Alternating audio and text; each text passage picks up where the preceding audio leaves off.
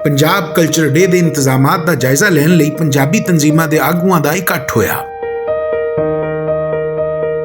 इकट्ठ की सदारत जनाब जमील पाल होरां कीती। मुदस्सिर इकबाल भट्ट, बाबा नजमी, अहमद रजा पंजाबी, तारक जटाला, शीरी मसूद खद्दरपोश, डॉक्टर इबाद नबील, अमजद सलीम मिनहास, अफजल साहिब ते दीप बीबी ने उचेची रलत कीती। इजलास अंदर लुकाई दे पुरजोश रद्दे अमल नूं सराहन दे नाल नाल इत्मीनान दा इजहार भी कीता गया। गलबात विच शरीक होए पंजाबी आगुआं दा आखना सी कि पंजाब दा कल्चर मुहब्बतां वंडन दे नाल इबारत है। पंजाबी रहतल ने दुनिया नूं तहजीब दा सबक दिता ते दस्सिया कि अमन दा पैगाम दे के ही हमेशा दी हयाती दी मंजिल हासिल कीती जा सकदी है।